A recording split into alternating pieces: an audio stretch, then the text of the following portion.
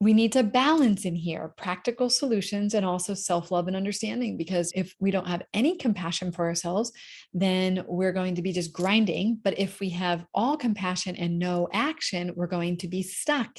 So we have to bring the two together always. It's always bringing the two together.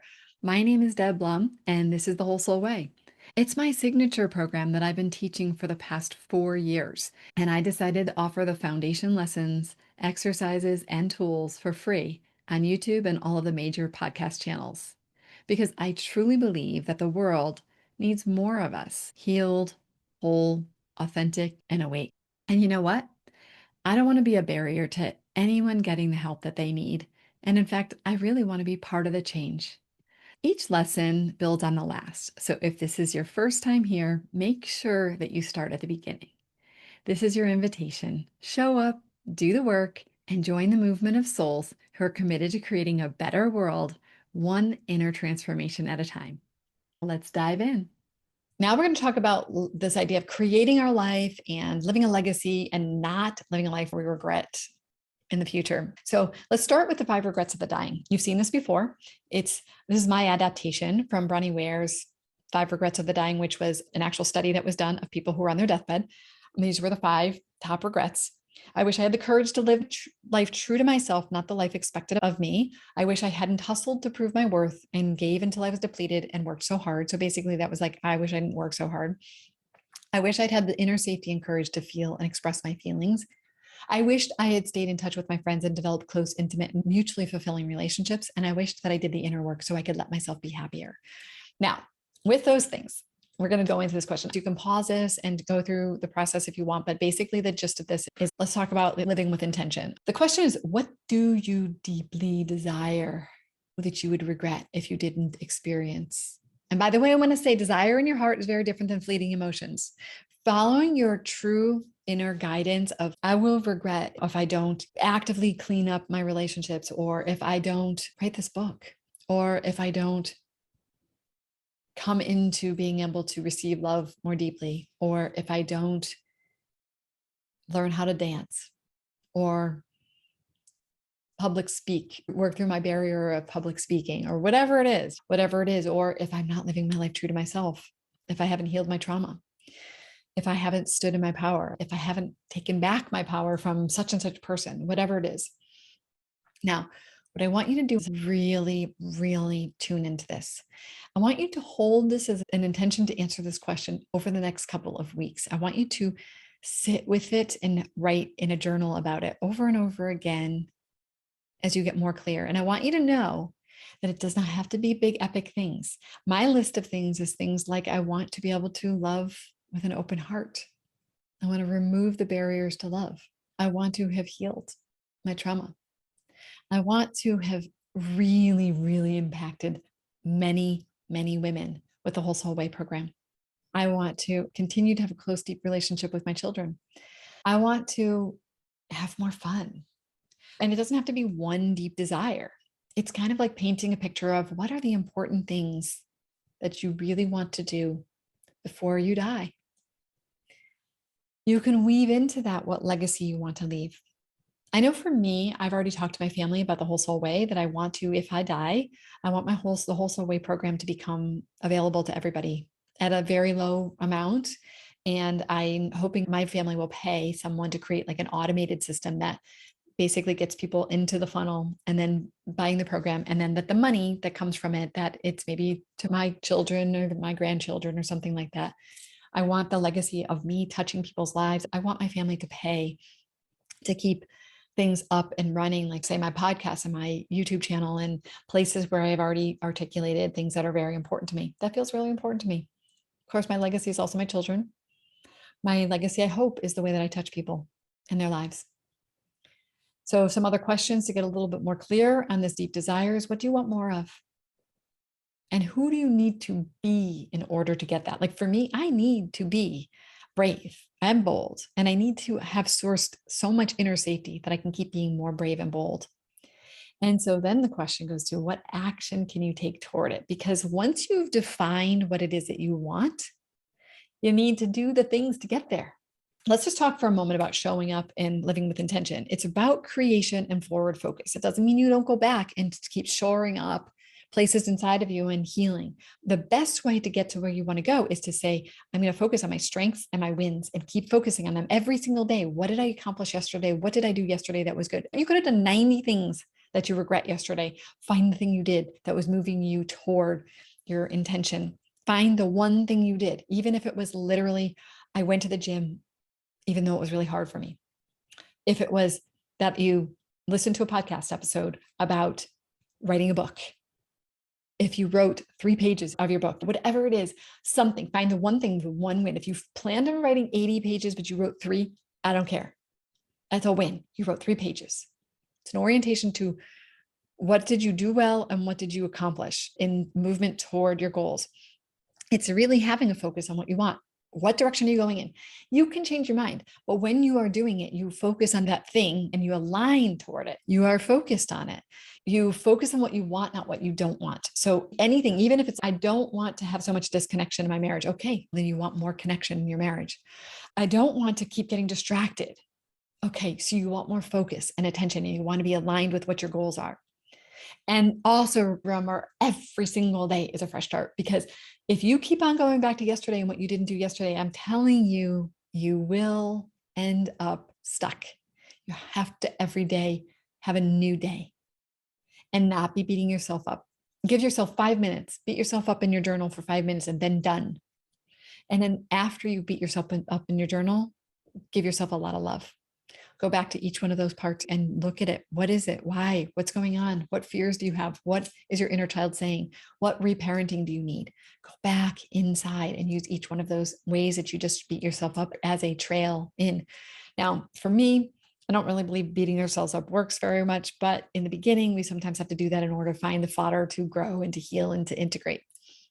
But sometimes I actually just say, no, we're not going to go there. We're not going to beat ourselves up for what we didn't do. We are going to come up with a strategy for how to move forward. But if something repeats itself over and over again, then I always try to go in and meet that and really hold it tenderly and to give it a lot of reverence. Another thing you could do, I really recommend this, is a win wall. And I have a bunch of stars, like Post-it notes, and I put them up on my wall. I have not been as good about it lately, but I'm going to go do it, of putting up like when I get a new client or when I've accomplished something. And even if it's literally the littlest things, that's a great way to focus on your wins and your strengths. Once we have done that, then we start talking about this concept of self-discipline, which we talked about in the live class.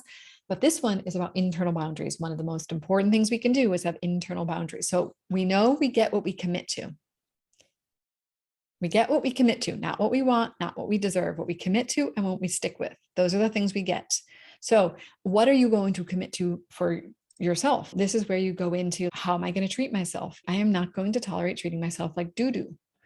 How about behaviors? If there are behaviors that get in the way of the life you want to be living, like you want to be healthy and fit, but you tend to do things that aren't very healthy, what are your boundaries going to be? Now, I don't recommend you going in and saying, I'm going to do these 15 things, like small steps, little incremental steps, but start working towards what it is that you want to be achieving. Because here's the thing, most of us try to set this big, huge goal, this big, huge thing. And then what we do is we don't do any of it. And then we never really make progress.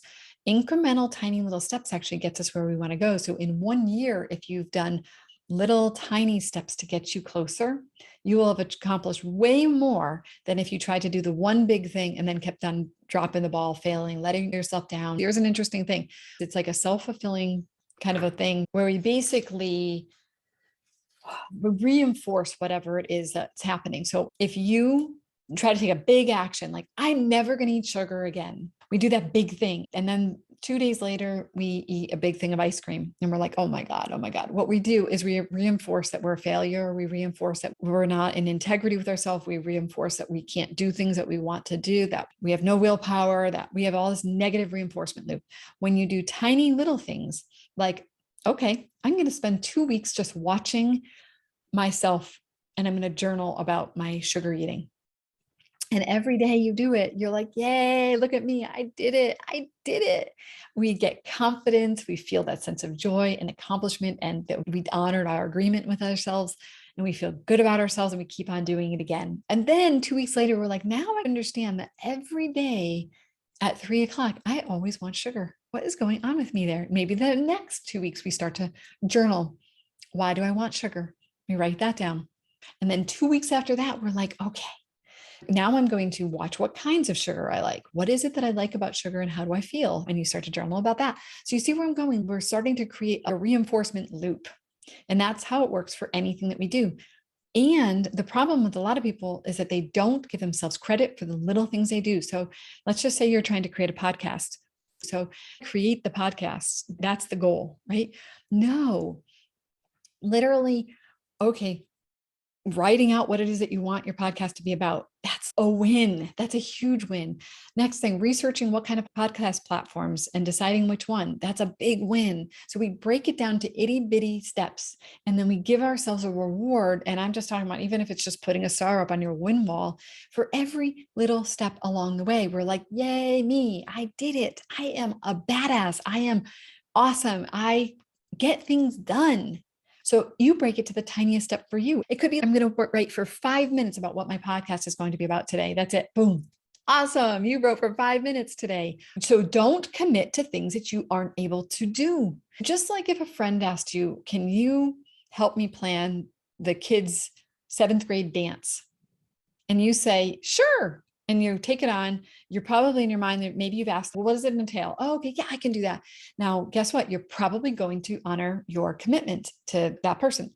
But if you said to yourself, I'm going to do that podcast episode, you might be like, well, I don't really have to get it done by then. And I don't really feel like doing it today. So, because we don't hold ourselves to the same standard of what other people are going to judge. So, I want you to honor yourself so much that you don't commit to things that you aren't able to do. If you don't think you can get a podcast done by September, then don't commit to that. Maybe you don't commit to a deadline. You just commit to, I'm going to spend 30 minutes a day on my podcast. And then I'm hopefully going to build a podcast, and it might take me 6 months before I do it, or it might take me 3 years because I'm going to work on it only 1 hour a week or something. You see where I'm going with that? Make commitments that actually work, because this is an internal boundary or commitment. Hey there, Deb here. Just one quick interruption. If you've been diving into the Whole Soul Way round one, the foundation and core lessons, and you're finding that it's really resonating with you, that is amazing. Now, some of you will get so much out of this free content, and that will be enough. But if you ever feel called to take it deeper, or you think you'd like a little bit more support, just know that there is a whole journey waiting for you inside our full program. Joining the full Whole Soul Way container means that you'll be part of a community, not just any community, a community of people who are incredibly committed to their journey, who are engaged, empathetic, and so inspiring. And this community and my leadership means that you get more support and contextualization to your own life. Also, you'll have access to rounds 2 and 3 and future rounds that I create, where we take what you've learned in the foundations and then practice applying it to the nuance of our lives. We experience deeper embodiment of the healing, and it really allows us to step more fully into this way of living. This is really where the deeper transformation unfolds, when you have the support you need, community, in a container that's really sacred and safe. So if this is speaking to you, I definitely would say check out the full program and see if and how we could support your growth on an even deeper level. You can check it out at thewholesoulway.com/program. Okay, let's get back to it. I'll wrap up on this particular slide, which is to set a boundary on behaviors that harm your relationships too. One of the things that happened to me was I was always a more angry, fighty, blamey person. And I know that the reason why he wasn't as open to sharing with me and speaking to me openly was because he was afraid of me. And he didn't even actually say that, but I just happened to have known, because I'm smart enough to see that I was impacting in that way, and he was afraid. And so he did not hold a boundary on my behavior, as he probably should have. He probably should have said, no, I'm not actually okay with you acting that way to me. And this is a no for me. But he didn't. So I said, well, I know that my bad behavior is harming my relationship. You can set a boundary for yourself on your behaviors.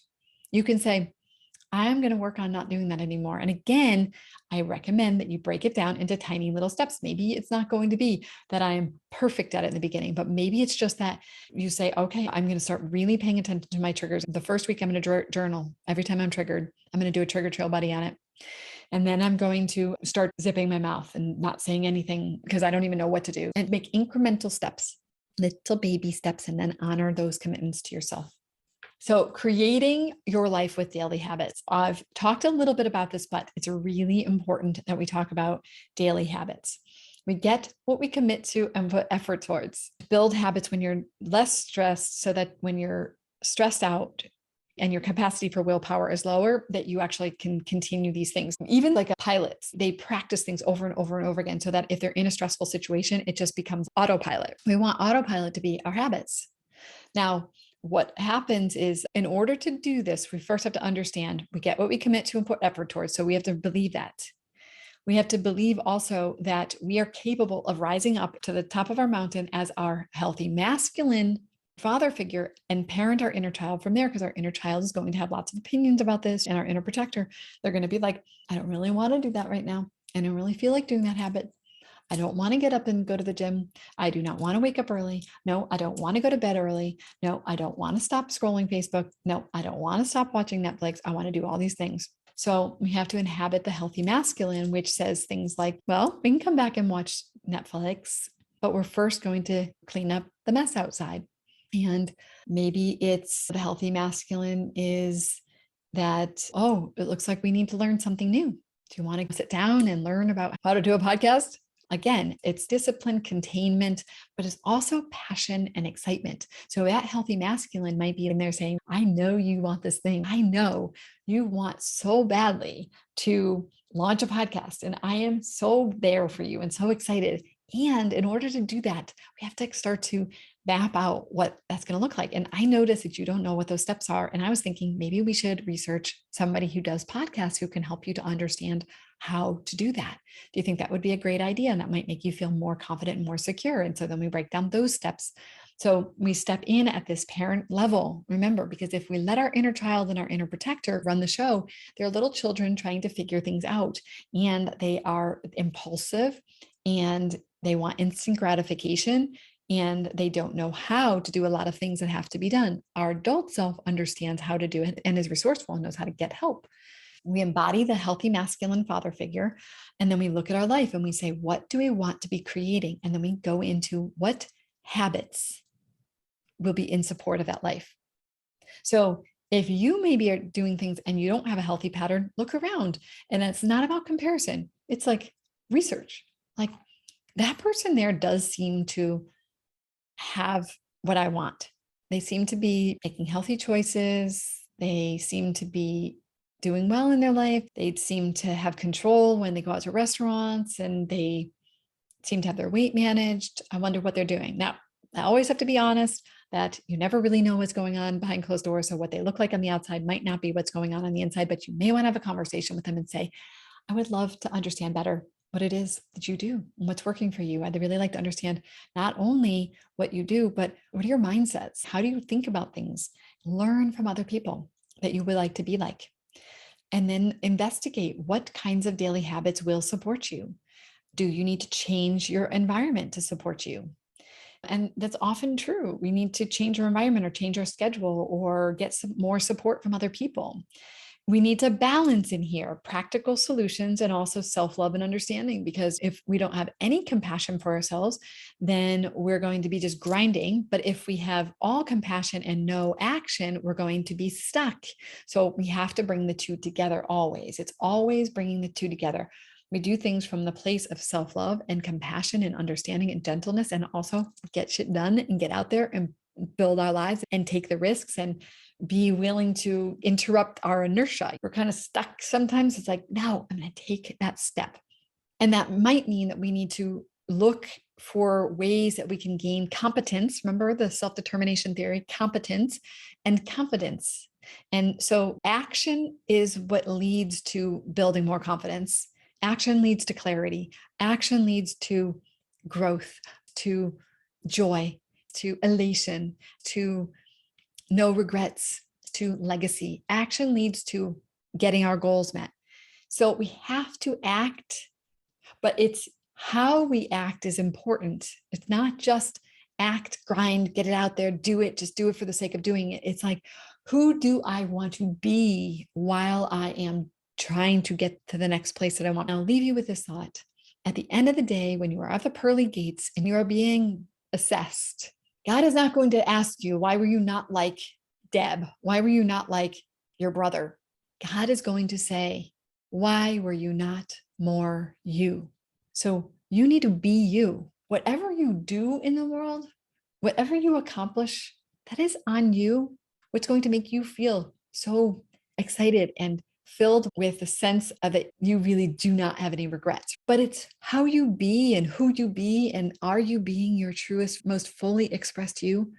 That is what is the real nugget here, is you being the most fully expressed you, your soul being able to express itself through your human in its fullness, your ability to love and live fully in whatever that means to you. That's the work. That's the work. What you build in your life, what you create in your life, the impact you have on other people, wonderful, amazing, important. But if you do that from the place of obligation, grind, pushing forward and fulfilling what you think society thinks you should be doing, I don't really believe you're hitting the nail on the head. And that's what the Whole Soul Way is all about, saying to you, remember, at the end of the day, you be you. You create the inner safety to show up as the true you. What we're doing is we're unhooking from all of the ways that we have fear, conditioning, and programming that says that we all need to look the same and do things the same way, keep everybody safe, do things to not upset anybody, and just keep status quo. And we're saying, no, no, no, no. I did not come here to follow the rules in that way. I came here to be me, because I'm critically important in the fabric of the universe. I am a puzzle piece in the entirety of the universe. And without me, things are going to be awry. And I must take my puzzle piece, look at the light and the dark, look at all of me, bring myself into wholeness, and then stand in my spot, claim my particular me-ness that I am here to be fully expressed, so that I know that when I get to the end of my human life, I know that I did what I was here to do, that I became all of me and I filled my puzzle piece fully, so that I know that I did my part. So to all of you, I love you. I have deep respect and reverence for all of you. This has been a beautiful, beautiful journey. And I want you to know that I am so grateful to have been on the journey with you, and that this does not end here. This is just the beginning. That is why we end on show up, because it is literally the beginning of you creating your most beautiful life. We started with intention setting around what we wanted for the program, but at this point, it's really about now, what do you want to be creating in your life, what you deeply desire? Because now you have the true foundation of having the inner safety and cultivating that sense of confidence and strength and security, so that you can soar.